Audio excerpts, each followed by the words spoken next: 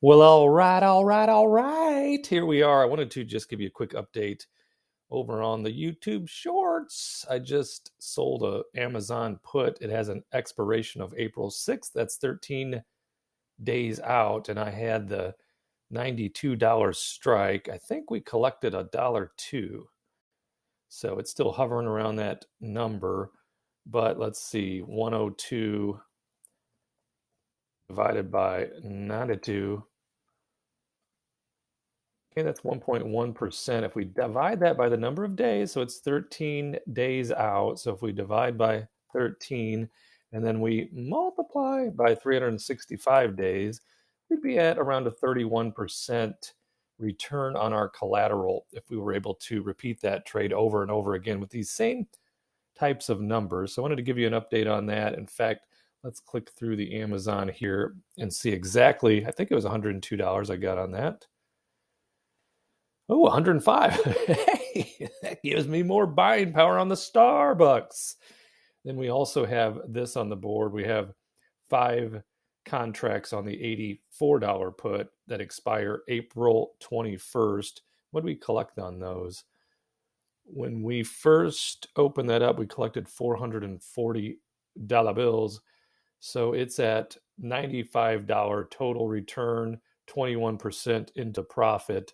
So we'll keep letting those ride. But I wanted to see if there's anything else we'd want to clean up on the old board here. We still have the Google 8483 credit spread. It's a put credit spread, and there's really nothing to do with it because there's no danger of that Google falling into those strike prices. And then on this two option strategy, it's showing minus $390. But if you remember, that was a strangle that we sold with the $85 put, and then we sold the $99 call. On the Google, I think I'm in at what is it, 94 bucks, or was it 92 something? Let's look at the Google just to see what our shares are at. Yeah, we're at an average share price of 92.47 averaged on our 300 shares. We're going to let 100 of them go in that strangle trade. We're going to let them go at $99 bills, and we'll collect that difference. So we'll collect the difference between the 92.47 that we paid on average and the $99 that they'll be called away at, even though Google is up here at 105 because it's the wheel of fortune. So we got that going for us. Head back over here. Let's check on, I was looking at this Valero. If you watched the video yesterday where I put on this call, it was a Valero call. And what they say about a blind squirrel, right? They sometimes stumble upon some nuts. So the wind was at my back when I sold this call yesterday because Valero just started dropping after that, which of course made my percentage of profit start going up through the roof because we just put this trade on yesterday and it's already at 96% profit. And they say we can close it right now for $4. So if we did close it right now, because if we waited it out, we would have to wait until the day ends, when the trading's over, for that contract to expire at full profit, which then would collect the additional $3 to $4 that are left on it. Or we can roll it right now. What is Valero doing as we speak? So it's currently battling back and forth. You can see it started to go back up here. It was down as low as what? 127.26 today. It was up as high as 129.07. Currently, it's up near the 129 mark. So we could collect some dollar bills by rolling that thing out another week. So let's look at that because our position on Valero is, let's see here. Our position on Valero is 129.61 average on our 300 shares. So anything we would collect over that is money in our pocket as far as the wheel is concerned, right? So if we go back to this particular trade, the 134 call, which looks that it will for sure expire at full profit today. If we look to roll it, what is it going to put our debit at? Is it going to be $3 or $4? It's going to try for the 4, which, it's got a tight bid and ask, so that's fine. But if we rolled it out, it would be 7 days out from today to March 31st. The current number is 134. We know anything over, 130 or so, we're sitting real pretty. But if we went conservative, if we went up here conservative and sold another 134, we would still collect as much as $124 right now instead of waiting until Monday to be able to put this trade on, because these 100 shares on this covered call would not be available till after business or after trading today if we just let it expire. So that's why we would consider rolling it. We'd roll it out, collect some of that time decay through the weekend, and then see what our position looks like during the trading day on Monday. So let's see what we can do here on rolling this. Let's go down to $1.30 and see if we can collect $1.30, which would be $130 credit on rolling this Valero covered call. And we'll see. Let's see what Valero. That should fill. That should fill here very soon, I would imagine. So we'll leave that on the board right now and then head back over here. And that should still show pending. So there's that covered call pending.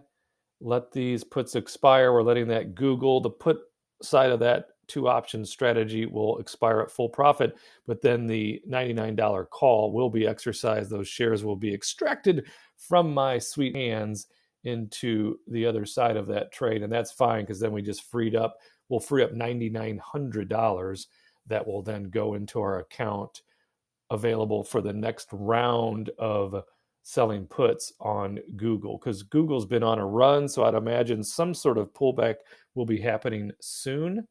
So we'll keep an eye on that. I wish I would have taken these off the board earlier in the week when I was talking to you about them. If you remember, these $83 puts, they were over $1,100 in profit, and right now they're at $386. So we're just going to roll the dice on those Blackstone puts, let them roll, let them ride.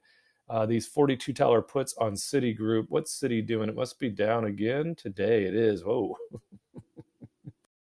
You're making me nervous. Making me nervous there on Citi. Man, I gotta say that's a bargain. 42.39 Citigroup is at, because it's still in the wake of the financials. The financials are performing badly, as you know, because there are some banks taking some real gas. Those middling banks, those regional banks, as they call them, based on their amount of deposits, etc. The bigger banks, like Bank of America, JP Morgan, Chase, and Citigroup, should be experiencing some big time added deposits, which I believe they are, which would help firm them up. And it's one of those too big to fail scenarios with these bigger banks. So we collected $225 to open those puts, but if we tried to close them right now, if you looked at even at $1.05 and 5 contracts, we would have to pay $5.25 to get out of that trade because of that volatility. The volatility is still rolling. There it is right there, 54.37%. It could be another opportunity to sell another 5 puts on Citi, adding to our risk, of course. That's what it would do. But if we do that backwards math that I like to do, so if we go to Citi and then we look at the dividend yield, if we look at in fact, here's how we see. So if we go to the dividend scorecard on Citi, the current dividend is at 470, right? And they're paying 204. So simple math, like math that I can understand, if we use the 204 right there, so remember that number, we go to dividend yield and look at the last 4 years average is at 3.47.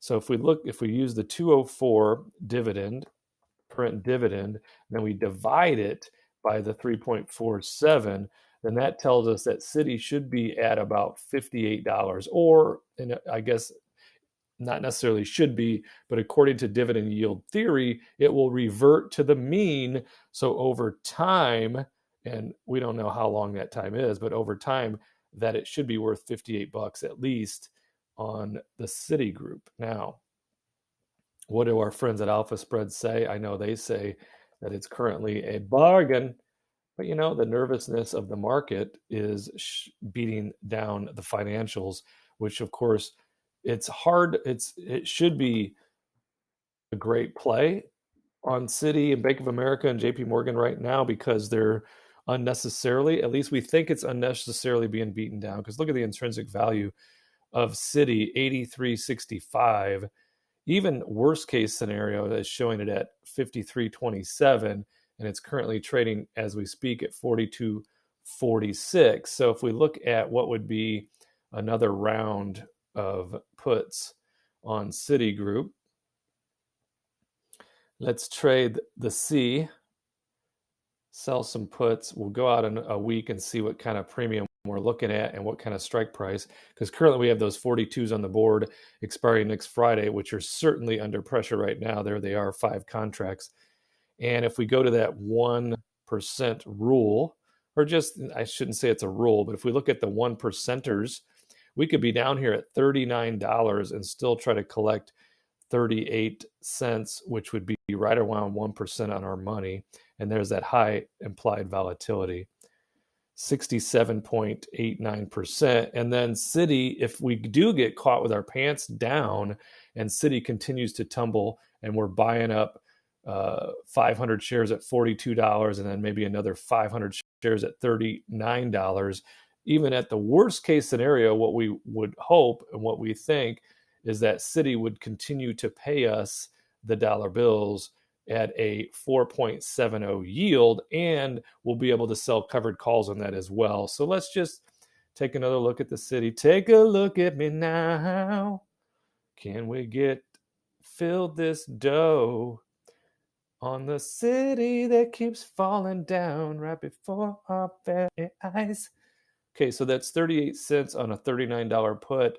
If we go 5 contracts and try to collect, let's try to collect that 39. How do you like me now? 39 per. If we're able to fill that, it should fill because of the amount of activity that's going on. But what Citi's doing at this very moment, of course, would dictate if we're going to fill or not as well. So let's take a look at this very moment on the Citi. There's Citi. Left a good job in the Citi, yeah. So it might be just ticking up just a hair. It is ticking up just a hair, but it goes down one more penny or two and that thing will fill. So we'll leave it on the board for now. That's what I have for you. Thank you. Thank you so much for tuning in. Make sure you are indeed a subscriber. Click that like button. I mean, it just, put your finger on there, click it, and then leave me a lovable comment. And I'm not sure what type of content will be going on next week, as I will be in the Cabo San Lucas, and I will be feeding my face with lots of foods and the drinks, checking out what I call the Barta Special. The Barta Special is it's the most premium vodka that they have on the shelf with some soda and a splash of grapefruit juice, also known as Taronja. So that is we call the Barta Special. That's a drink I like to have by the pool because it's light. It's light on the bloated gut. If I drink beer all day, then I'm like a bloated beached whale floating around without any life jacket on in the Mexico. So I don't know why I was telling you that story, but that's where I'm going to be next week.